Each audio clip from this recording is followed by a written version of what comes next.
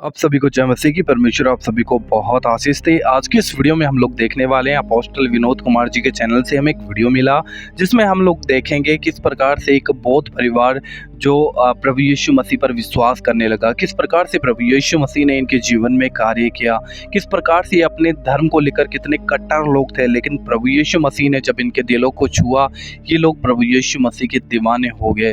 तो आज का ये गवाही आप लोगों के जीवन को भी बदलने वाला है, और खासकर आप लोग इस वीडियो को उन लोगों के साथ में शेयर कीजिएगा जो आज सच्चाई से बहुत दूर है और कहीं ना कहीं सच्चाई से मन फेर कर बैठे हुए हैं, तो वो लोग जरूर प्रभु यीशु मसीह को जान पाएंगे। इसलिए दोस्तों इस वीडियो को अभी से एक लाइक जरूर कर देना, क्योंकि सच में मैं कोशिश यही करता हूँ कि ज़्यादा से ज़्यादा ये गवाहियाँ, ये परमेश्वर का जो वचन है आप लोगों के साथ में शेयर कर सकूँ, और आप और मैं मिलकर परमेश्वर में बढ़ सके हैं। और लिखा है विश्वास सुनने से और सुनना मसीह के वचन से आता है। अब विश्वास इसी से होगा कि हम गवाहियों को सुने, परमेश्वर के वचन को सुने, और वही विश्वास हमारे जीवन में कार्य करेगा। तो आइए हम इस वीडियो को देख लेते हैं। सब लोगों ने हाथ खड़े कर दिए कि ये बच नहीं सकता है, 2 दिन में इसकी डेथ होने ही वाली है। ऐसा डॉक्टर ने बोल दिया कि हम लोग रखे यहाँ पे, लेकिन ये बच नहीं सकेगा, ऐसा डॉक्टर ने डिक्लेयर कर दिया। तो सभी मेरे कंपनी के दोस्त लोग, सभी फ्रेंड सर्कल, जितने लोग थे, उन्होंने भी होप्स छोड़ दिए थे मेरी कंडीशन देख के। कोमा में गया था, लेकिन ये अकेली बंदी थी कि वाइफ थी मेरी, कि जिसको भरोसा था उसके प्रभु पे कि ऐसा हो ही नहीं सकता कि ये मर सकता है। प्रेज द लॉर्ड, जय मसीह की। परमेश्वर आशीष दे सबको। सचिन ब्रदर ने बाइबल फाड़ दी थी, उसका चिथड़े कर दिए थे, बाइबल जलाई, बहुत बार जलाई भी है। और एक कट्टर विरोधी, ऐसे विरोधी व्यक्ति जो प्रभु का नाम नहीं सुन सकते और बाइबल को देख नहीं सकते, ऐसे एक व्यक्ति हैं, और आज यहाँ पर बैठकर प्रभु यीशु मसीह के नाम की गवाही दे रहे हैं। ऐसे प्रभु जीवनों को बदलता है, और इनकी पूरी गवाही क्या है वो हम अभी सुनेंगे। और एक्चुअली हम लोग बेसिकली बुद्धिस्ट फैमिली को बिलोंग करते हैं, दोनों भी। और दोनों की फैमिलीज में किसी हिंदू गॉड गॉडेसेस को बिल्कुल ही हम लोगों का ये था, हम लोग बिल्कुल मानते नहीं थे। हम लोग बुद्धा के फॉलोअर्स थे, और तो ऐसे किसी भगवान या किसी मूर्ति या किसी फोटो या उपवास या ऐसे कोई चीजें हम लोग बिल्कुल बिलीव नहीं करते थे। हम लोग कट्टर बुद्धिस्ट ही थे। और शादी तकरीबन 15 साल पहले जब हम दोनों में झगड़ा हो गया थोड़ा सा इसी बात पे, और ये 3 महीने के लिए मायके गई, और उसके बाद उसको किसी ने बोला कि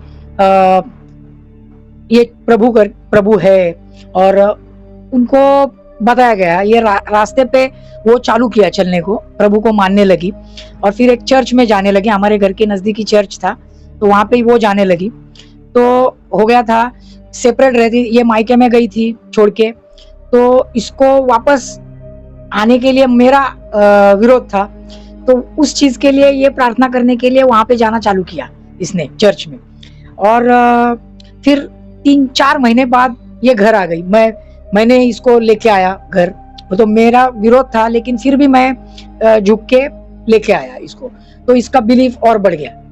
और उसके बाद फिर घर पे जब आ गई, तब मुझे मालूम पड़ा कि ये ऐसा कुछ कर रही है, यीशु का सब कर रही है, फॉलो कर रही है, क्रिश्चियनिटी फॉलो कर रही है। तो मुझे बहुत गुस्सा आया था, और हमारे घर वालों को भी अच्छा नहीं लगा था कि ये क्या कर रही है। हम लोगों ने तो किसी पे बिलीव नहीं किया करते हैं, और ये कहाँ से ये हिंदुओं का छोड़ के ये क्रिश्चियनिटी की ओर कैसे क्या बढ़ गई। इसलिए सब लोगों को ही गुस्सा आया था, और मुझे तो बहुत ज्यादा गुस्सा आया था। तो मैंने बहुत विरोध करना चालू किया इसको। एक मिनट, जब आपको गुस्सा आया था, आपके दिमाग में क्या चल रहा था कि ये क्रिश्चियनिटी, मतलब बहुत से लोग कहते हैं ना कि धर्म बदल गया, हाँ, वैसे नहीं है। तो मेरे दिमाग में भी वही आया कि ये अभी धर्म बदल रही है। फिर मेरे करीब के जो लोग थे, मेरे दोस्त लोग थे, उनको भी मालूम पड़ गया कि अरे इसकी बीवी ऐसा। तो मुझे थोड़ा सा वो फील होने लगा, कि थोड़ा सा लो फील होने लगा कि अरे ये मेरी वाइफ ऐसा कर रही है, और मेरा कंट्रोल भी नहीं है, ऐसा दिख रहा था। पुणे में तो हम देखते हैं कि हाँ, तो सब जगह से मुझे अपमानित जैसा फील हो रहा था कि अरे मैं जिस भगवान को, किसी भगवान को नहीं मानने वाला, ऐसे कैसे सह रहा हूँ। तो वैसे वैसे मेरे में गुस्सा और इसके प्रति बढ़ रहा था। आपके दिमाग में क्रिश्चियनिटी के लिए प्रति पहले नेगेटिव इमेज थी? नहीं, क्रिश्चियनिटी के लिए मेरे दिमाग में बिल्कुल नेगेटिव नहीं थी, क्योंकि मैं एक्चुअली इंग्लिश मीडियम स्कूल से पढ़ा था, तो वहाँ क्रिश्चियन स्कूल थी। क्रिश्चियन मिशनरी की स्कूल थी, तो वहां पे प्रेज द लॉर्ड, ये प्रेयर्स थे, सब थे। तो इसलिए मुझे बचपन से ही ये मालूम था, लेकिन बिलीव नहीं था ऐसा, और मैंने सोचा भी नहीं था कि फैमिली का कोई मेंबर ये क्रिश्चियनिटी को बिलीव करने लगेगा, ऐसा कभी लगा नहीं था। और ये चालू किया तो फिर मैंने इसको बहुत विरोध किया था। आप कंप्लीट नास्तिक थे? बिल्कुल बिल्कुल नास्तिक, बिल्कुल। किसी विषय को नहीं मानते? मैंने जिंदगी में किसी गणपति, शंकर या किसी देवी या किसी का कभी प्रेयर नहीं किया, किसी मंदिर में नहीं गया, कभी किसी के सामने झुका नहीं। और उल्टा मैं जब लोगों के व्रत के दिन रहते हैं, जैसे सोमवार को नॉनवेज नहीं खाना, मैं हर सोमवार को जिंदगी भर नॉनवेज खाते आया हूँ अभी तक। तो मैं इतना अगेंस्ट था ये सब बिलीफ्स के।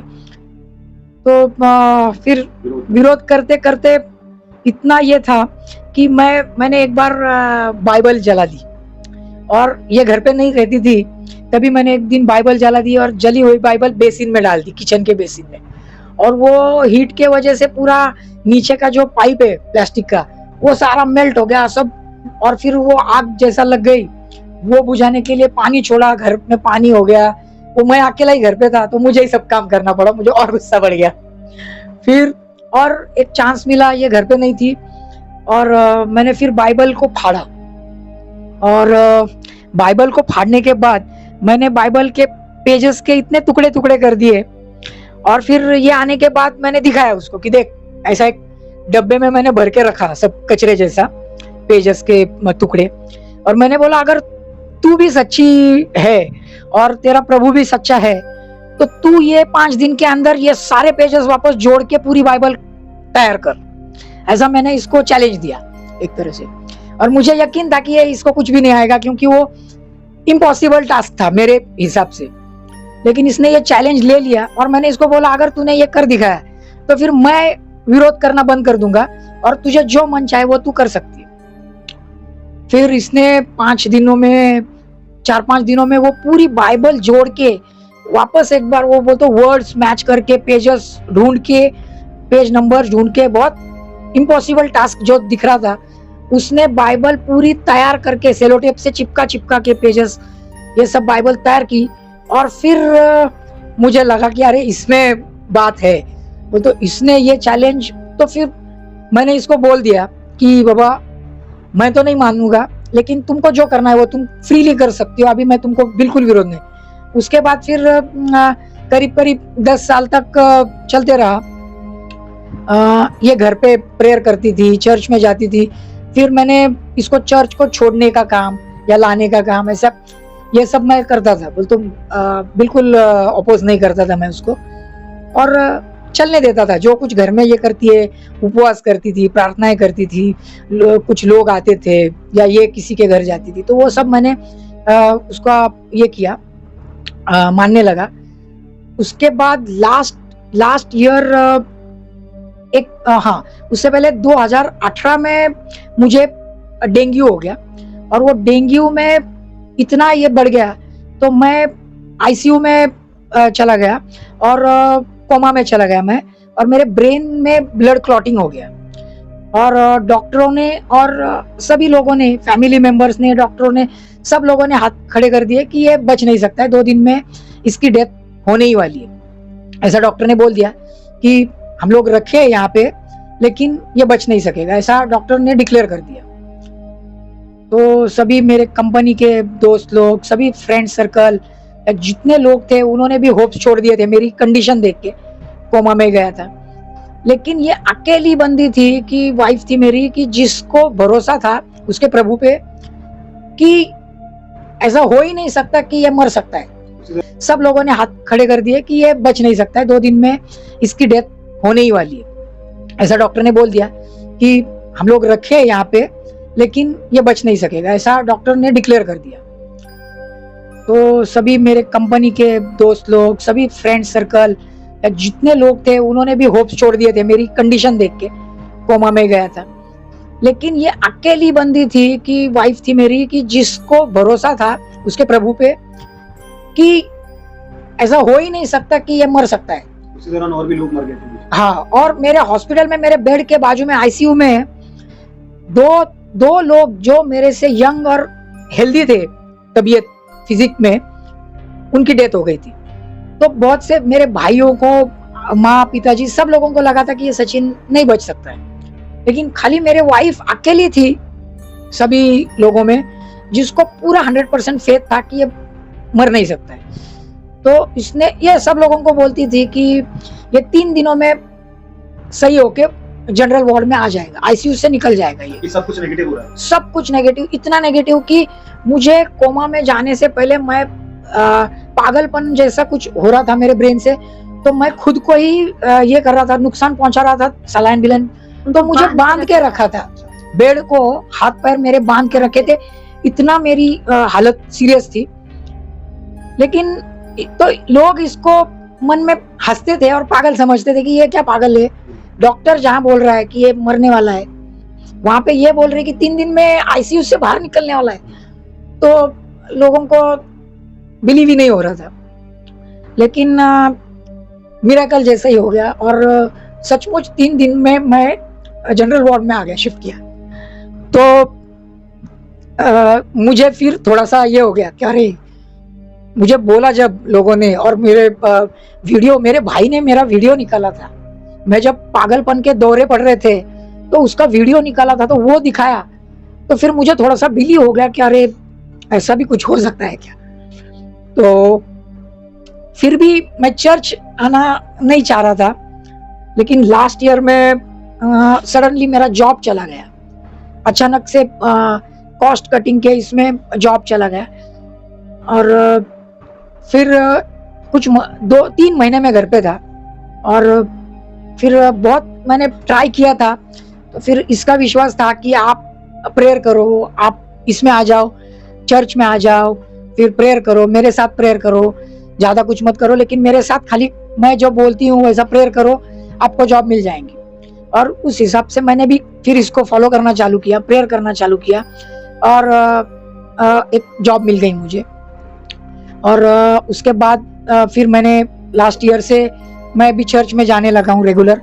तो अभी मैं हर सैटरडे संडे चर्च जाता हूँ, प्रेयर करता हूँ, दिन में खुद भी प्रेयर करता हूँ और चर्च में भी जाता हूँ। तो मैं लोगों को यही बोलना चाहता हूँ मेरी टेस्टिमनी के थ्रू कि प्रभु जीवित परमेश्वर है और मिरेकल्स होते हैं जिंदगी में।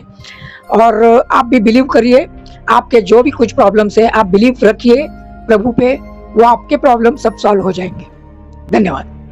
अच्छा, एक बात है कि जो नास्तिक लोग हैं ना, नास्तिक लोग साफ मना करते हैं ईश्वर है ही नहीं। एक बार किसी नास्तिक से मेरी थोड़ी सी बातचीत हुई थी और मैंने कई तरह के तर्क उसको दिए, लेकिन उसने बोला मैं मानता ही नहीं, कहते ईश्वर है ही नहीं। मतलब ये ऐसा ही है कि जैसे समझो कि जैसे ये मशीन है हमारे सामने रखी हुई है, ये मशीन नास्तिकों का कहने का मतलब है कि ये मशीन अपने आप बनी है, ये किसी ने बनाई नहीं है, इसको इतनी अच्छी शेप मिली है, करंट सप्लाई हो रहा है, सब कुछ हो रहा है, ये अपने आप बनी है ना। तो नास्तिकों से मेरा संपर्क हुआ है, तो मैं जानता हूं कि वो किस तरीके के विचार रखते हैं। अब आप में कितना ड्रास्टिक चेंज है कि आप इस कदर एक नास्तिक थे और आज आप प्रार्थना कर रहे हैं और आप खुद गवाही दे रहे हैं परमेश्वर के नाम की कि हाँ ईश्वर है। तो आपके जैसे जो नास्तिक हैं, जो बिल्कुल ही मन बनाकर बैठे हैं कि नहीं ईश्वर कोई है ही नहीं, उनके लिए एक स्पेसिफिक मैसेज आप क्या देना चाहते हो, जो बिल्कुल नास्तिक आपके जैसे लोग हैं उनके लिए?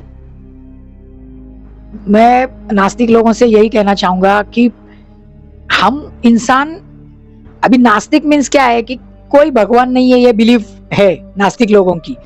और हम लोग नास्तिक जो रहते हैं वो कर्म पे बिलीव करते हैं कि हम लोग अच्छे कर्म करते हैं तो हमारे साथ अच्छा होता है, ये बिलीव मेरा भी था। लेकिन जब अपने ऊपर परेशानियां आती है, बहुत संकट आते हैं, तब हमारा मन जो कमजोर है, वो हम लोग जब कमजोर फील होते हैं और फिर हम लोगों को मालूम पड़ता है कि ऐसा कोई पावर है कि जो ये चेंज कर सकता है। आदमियों में ये शक्ति नहीं है, अपने जैसे लोगों में, अपने आजू बाजू के लोगों में वो शक्ति नहीं है कि अपने को इस प्रॉब्लम में से बाहर निकाल सकते हैं। तो तब क्या होता है, तब अपना बिलीव हो जाता है कि कोई तो एक शक्ति है कि जो अपने को इस प्रॉब्लम में से निकाल दे।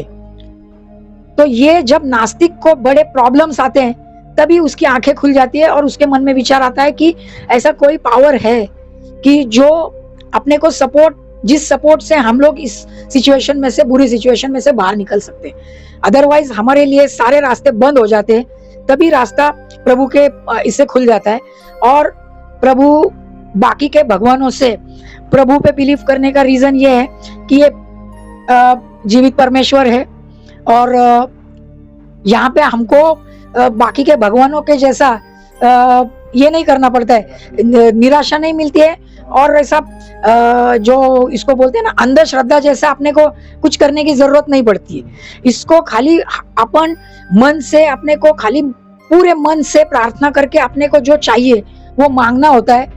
बाकी कोई अपने को परहेज नहीं है, ये नहीं जाने का, इधर नहीं जाने का, ये नहीं खाने का, वो नहीं करने का, ऐसा कुछ नहीं है। खाली अच्छे मन से अपने को जो चाहिए वो हमको मांगना है, विश्वास के साथ मांगना है और हमको वो चीजें मिल जाती है। ये मेरा विश्वास आ गया है अभी। अच्छा सिस्टर जी, जिन दिनों में ब्रदर इतना कट्टर विरोध करते थे, बाइबल भी फाड़ देना, जाहिर सी बात है झगड़े भी आपके होते ही होंगे, है ना, झगड़े भी होते होंगे। अब इतना एक्सट्रीम आपको प्रेशर झेलना पड़ रहा है कि आपको झगड़े भी हो रहे हैं, बाइबल भी फाड़ दी है, लेकिन उस झगड़ों के बीच में भी आप मजबूत बने रहे। आमतौर पर बहुत बार ऐसे होता है कि लेडीज लोग हिम्मत हार जाती हैं कि चलो पति ज्यादा झगड़े कर रहा है तो छोड़ो, पर हम प्रभु से साइड हो जाते हैं, कोई नहीं, जो जिसमें पति की खुशी है वही करेंगे। लेकिन आपने ऐसा नहीं किया, आप मजबूत बने रहे, है ना। ऐसी क्या बात थी, ऐसा क्या देखा आपने प्रभु में कि इतने सारे प्रेशर के बावजूद भी आप चिपके रहे, लिपटे रहे प्रभु से? जैसे मैंने विश्वास किया और चर्च में जाती थी, टेस्ट मनी में देखती थी, हर जन के जीवन में एक टेस्ट मनी होती थी। मैं बोली मेरा भी प्रॉब्लम प्रभु सुनेगा। बाइबल लेती थी, पढ़ती थी और जैसे वचन में पढ़ती थी वैसा प्रभु मुझे छूता था और मैं जो जो मांगती थी प्रभु मुझे देता था। एक मुझे मेरे अंदर एक शांति आ गई और मतलब ऐसा पूजा अर्जा करने का वो नहीं रहता था, सिर्फ घुटने में आने का, प्रेयर करने का। एक छोटा छोटा भी प्रेयर करती थी तो मुझे आंसर मिलता था। तो मुझे एक विश्वास मिला कि छोटे भी मांगती है तो मिलता है, तो मुझे प्रभु चेंज करेगा, ये विश्वास है। ये तो बहुत झगड़ा करते थे, कभी कभी विरोध करते थे, फिर भी मैंने विश्वास में कमजोर नहीं हुई। शैतान की मतलब क्या बोलते, शैतान की वाट लगा के विश्वास के ऊपर में खड़ी आड़ी और खड़ी रही और मेरे पति को मैं प्रभु में लेके आई। आज सबके मीडिया के सामने सब सुन रहे हैं और मेरे पति खुद बोल रहे हैं कि प्रभु जिंदा परमेश्वर है। अच्छा, जिस समय पर ब्रदर हॉस्पिटल में थे, क्योंकि मैं इस कंडीशन से निकल चुका हूं, मेरा भाई का भी ऐसी था, डॉक्टर्स ने मना कर दिया था, मिराक्युलसली प्रभु ने उसको मौत से वापस लेकर आया। तो मुझे पता है कि उस समय पर जो पेशेंट के साथ लोग होते हैं उनकी मनस्थिति क्या होती है ना। तो उस समय पर सब बातें नेगेटिव जा रही, डॉक्टर भी मना कर रहा है, बगल में से लाशें भी गुजर रही हैं और आपने देख लिया बॉडी में भी जान ली है, नियरली खत्म ही है। लेकिन ऐसा कौन सी बात थी कि इतना सब कुछ मना होने के बावजूद भी आपने मतलब आपने माना ही नहीं कि नहीं मेरे हस्बैंड वापस आएंगे, वो बताइए। कि प्रभु जैसे 3 दिन में उठ गए, वही मैं वचन लेती थी और मुझे भी विश्वास हो गया, जो मैं जिंदा परमेश्वर को विश्वास रखे तो मेरे पति को कुछ नहीं होगा। मैं बोली मैं प्रभु के पास आई हूँ, मैं तेरी बेटी हूँ, ये भी तेरा बेटा है, तो प्रभु इनकी कभी भी जान नहीं लेंगे। सबने हार मानी थी, जैसे डायबिटीज बढ़ गई थी और एक मेंटल जैसे कर रहे थे, उनके बांध के रखे थे और डॉक्टर भी बोल रहे कि अभी ये जिंदा नहीं रहेंगे। सब रिपोर्ट मतलब अच्छे नहीं आ रहे थे, निगेटिव आ रहे। घर वाले भी बोल रहे कि तू क्या है, तो मैं प्रभु से एक वाचा बांधी कि तू 3 दिन में, जैसे 3 दिन में उठ गया तू, वैसे ही 3 दिन में आईसीयू से बाहर निकाल, मैं तेरी सुवार्ता बोलती। उधर हॉस्पिटल में जाके सबको मैं बताती यीशु जिंदा है और उनको मैं बोलती थी कि 3 दिन में मेरा पति बाहर आ रहा है। सब बोल रहे थे पागल है, नहीं 3 दिन में। ये मेरे अंदर भी एक विश्वास आ गया था और मैं मतलब बेड को छूती थी, उनके हाथ को पकड़ती थी और मतलब इंजेक्शन को हाथ लेके प्रेयर करती थी। डॉक्टर बोलते छोड़ते थे मुझे अंदर, क्योंकि आईसीयू में कभी किसको छोड़ते नहीं थे, तो मैं जाती थी, प्रेयर करती थी। खाना भी लेके आते थे तो खाने के ऊपर भी एक विश्वास से प्रेयर करके छोड़, वो एक रिजल्ट मुझे मिलता था कि डायबिटीज नॉर्मल होना। फिर वो इंजेक्शन के ऊपर प्रेयर करते थे, गोलियां देते थे, तो वो उनका एक मतलब वो मेंटल जैसे करते थे, वो पूरा ऐसे धीरे धीरे धीरे उनकी स्मरण शक्ति आने लगी और मैं और बढ़ने लगी विश्वास से। हाँ, और हर जगह मैं बोलती थी और इनका जो थोड़ा थोड़ा ग्रोथ हो रहा था उनके शरीर में, सबके जाके मैं देखती थी और हर चर्च का मैं बोलती थी इधर चर्च में जाओ, इधर। प्रभु ने मेरे मतलब एक मेरा भी सेवकाई उधर हॉस्पिटल में चालू किया, मतलब डर ही निकल गया था मेरा। मैं बोली तू जान कभी ले नहीं सकता, तू जान दे सकता है। और सच में आज मैं मेरे पति के साथ में बैठ के टेस्ट मनी दे रही हूँ कि प्रभु ने मुझे, मेरे पति मेरे साथ है। और हर औरत को मैं बोलना चाहती हूँ विश्वास में खड़े रहना। वैसा तो कुछ भी आता है हमारे जिंदगी में, हमारा विश्वास मैं कमजोर पड़ा तो कुछ नहीं होता, विश्वास में खड़े रहना चाहिए। अभी आप प्रभु के लिए क्या कर रहे हैं? अभी मैं मतलब सबके काउंसलिंग देती, लेडीज आते हैं मेरे पास, मैंने जिससे जिंदगी में मैंने अनुभव लिया है वही काउंसलिंग लेती हूँ, उनको खड़े करते हुए प्रेयर करती हूँ, उनको छूता है परमेश्वर, बोलती सिस्टर आप कितना अच्छा बात करते हो, आपके जैसा बढ़ना है। तो किसी समय पर सिस्टर ने प्रभु को जाना और प्रभु की ओर बढ़ने लगे, ब्रदर का विरोध आया, लेकिन फिर भी वो विरोध के बावजूद भी प्रभु में बनी रही, बढ़ती चली गई। प्रभु परमेश्वर जब किसी को आशीष देते हैं ना, तो सिर्फ उस व्यक्ति को आशीष नहीं देते, बल्कि इसलिए आशीष देते हैं कि वो आशीषों का मूल बन जाए, है ना। प्रभु ने कहा ना कि जो इस जल को पिएगा उसमें से क्या होगा, जीवन के जल का सोता बह निकलेगा, है ना। कि जब हम उसको, अब किसी टाइम मैं मतलब कभी सपने में भी नहीं सोच सकता था कि मैं लोगों के लिए प्रार्थना करूंगा, लोगों को आशीष मिलेगी, क्योंकि मतलब एकदम नकारा बेकार जीवन था, लेकिन प्रभु ने पकड़ा, सही बनाया, मतलब ठोक पीट के सही किया और आज लोगों को आशीष मिल रही है। ऐसे ही आप भी थे, किसी टाइम पर जानते नहीं थे प्रभु को, है ना। प्रभु को जाना, वचन पढ़ा, है ना, वचन जाना, प्रार्थनाएं करी, आप बहुत बड़ी गवाही है आपकी, है ना, इतनी बड़ी गवाही आपके जीवन में आई और आज आप लोगों के लिए आशीष का कारण बन रहे हो। मेरा इतना तजुर्बा है, मैं उत्तराखंड से बिलीव करता हूं, है ना, सब तरह के ऊंचे नाटे, छोटे बड़े, काले पीले, पत्थर के, जानवरों के, सब तरह के ईश्वर वहां पर मिलते हैं। आपको अगर चाहिए तो आप अपने हाथ से कस्टम मेड ईश्वर भी बना सकते हो, है ना। एक कोई पत्थर वित्तर लो, उसको आकार दो, कुछ नाम भीम रखो और कोई कहानी बनाओ तो नया ईश्वर तैयार हो जाता है। ऐसी जगह से मैं बिलोंग करता हूँ, बचपन से लेकर हमने भी मूर्तियां पूजा करी है, ये सारी चीजें करी हैं और मुझे पता है, आपको भी पता है, मूर्तियों के आगे जितना मर्जी सर पटक लो, वहां से कोई जवाब नहीं आता, है ना। वहां पर सिर्फ वन वे ट्रैफिक है, यानी कि आप सिर्फ भक्ति करते रहो, वहां से जवाब कुछ नहीं आएगा। लेकिन जब हम परमेश्वर से प्रार्थना करते हैं, परमेश्वर की गजब की शांति हमारे अंदर आती है। ऐसी होता है, एक ऐसी शांति हमारे अंदर आती है जिसकी तुलना नहीं की जा सकती किसी भी चीज से। और इसका मतलब यह है कि वहां से जवाब आता है, जब आप प्रार्थना में बैठते हो वहां से रिप्लाई आता है, जवाब। और यही बातों में दीवाना करती है, यही बात है जो एकदम से रैपिडली चेंज, मतलब किसी समय पर आप जानते भी नहीं थे और आज आप जगह जगह घूमकर यीशु मसीह का प्रचार कर रहे हो। कौन सी बात है जिसने आपको ऐसा करने के लिए मजबूर किया? क्या किसी ने पैसा दिया? क्या किसी ने आपके कनपटी पर बंदूक रखी? क्या किसी ने आपको, आपके हस्बैंड को किडनैप करके बोला कि ऐसा कर वरना ऐसा करेंगे? नहीं, ये प्रभु का प्रेम है, ये वो जवाब है जो वहां से आता है, वो शांति जो आपके दिल को छूती है ना। यही सब बातें जितने भी लोग बैठे हैं, हम सब लोग जितने भी लोग प्रभु का प्रचार करते हैं, यही तो है जो हमें दीवाना बनाती है ना, जो कहती है, जो मतलब आज। अच्छा, एक बात है, छोटी सी बात मैं आप लोगों से पूछना चाहता हूं आपसे, कि अगर फर्ज करो आपको कोई बोले कि तुम्हें 1 अरब रुपया या 10 अरब या 50 अरब दुनिया की ऐसी दौलत के आपके आने वाली 7 पुश्ते बैठ के खाएंगे और दिन रात उड़ाएंगे तो भी वो पैसा खत्म नहीं होगा, इतना पैसा अगर आपको दिया जाए तो क्या आप प्रभु को छोड़ोगे? नहीं छोड़ूंगी मैं। ऐसी कौन सी चीज है जो आपको मिल जाए जिसके लिए आप प्रभु को छोड़ दोगे? नहीं, कौन सी भी चीज देने दो, मैं प्रभु को नहीं छोड़ूंगी। किसी भी हाल में परमेश्वर को नहीं छोड़ेंगे। ऐसा ही हमारे साथ भी, हम सब ऐसे ही हैं, है ना, कि कुछ भी दे दो, कुछ भी दे दो, कुछ हमें दुनिया से मतलब ही नहीं है, हम इस दुनिया की है ही नहीं, हमें उसने खरीद लिया है ना, हमें उसने मोल ले लिया, हमें खरीद लिया। दुनिया की कोई भी बात हमें उससे अलग नहीं कर सकती, है ना। तो कितना प्यारा प्रभु है हमारा। तो ऐसा ही प्रेम अगर आपको भी चाहिए, जो लोग इसको वीडियो को पहली बार देख रहे हैं, इतनी अद्भुत गवाही, इतने अद्भुत काम, जवाब देने वाला परमेश्वर, जवाब देने वाला परमेश्वर, इसका मतलब एक ईश्वर, अलौकिक ताकत जो जवाब देती है ना।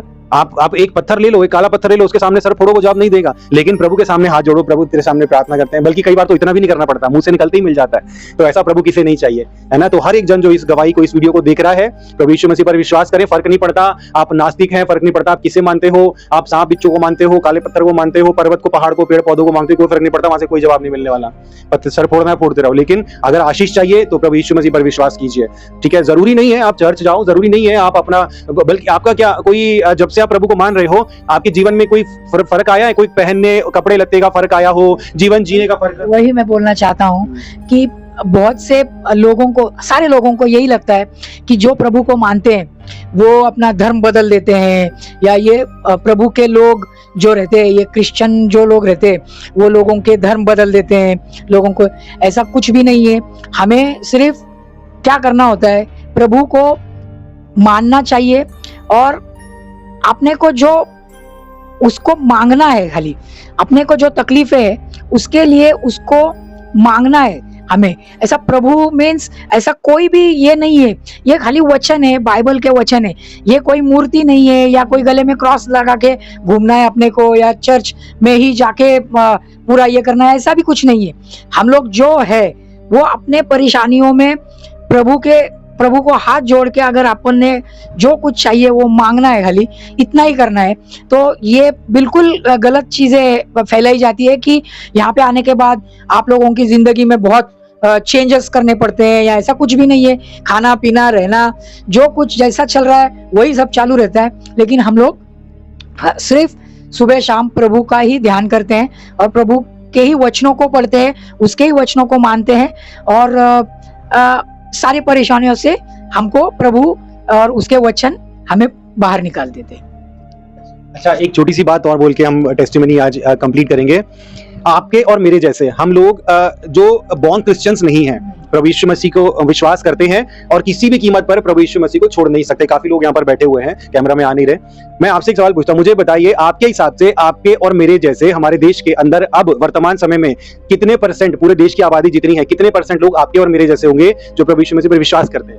मेरे ख्याल से 30-40% तक तो लोग हैं, नॉन क्रिश्चियन लोग हैं कि जो मानने लगे। क्योंकि मैं जिस भी चर्च में जाता हूँ अभी, तो 95% ऑफ द क्राउड जो है वो नॉन क्रिश्चियन है और मीन्स जो क्रिश्चियन बॉर्न नहीं है, दूसरे धर्मों में से है लेकिन बिलीव करने लगे।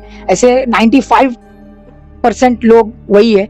और पूरे बोल तो अभी मैं पुणे में रहता हूँ और पुणे तो पूरा हिंदुओं का ही रीजन है पूरा, लेकिन यहाँ पे जितने भी चर्चेस है, जहाँ पे भी जाते हैं वहाँ पे इतने सारे लोग है कि पूछो मत। तो मेरे हिसाब से अराउंड 40% लोग जो कि बिलीव करना चालू किए, ऐसे तो मिनिमम 40% लोग तो मेरे अंदाज से हो गए हैं और बढ़ते ही जा रही है। क्योंकि ये जो टेस्टिमनीज एक दूसरे की सुन के और कम्युनिकेशन जैसे हो रहा है एक दूसरे के साथ, तो ये दिन ब दिन बढ़ते ही जा रहा है।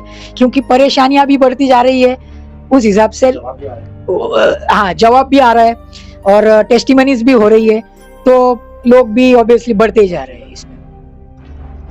कल हमारी बात हो रही थी, ये जो बात आपकी और मेरी बात, ये दो गवाहियां कंफर्म कर दी हैं। कल मैं ये बात बोल रहा था, कल मैंने भी 40% ही बोला था।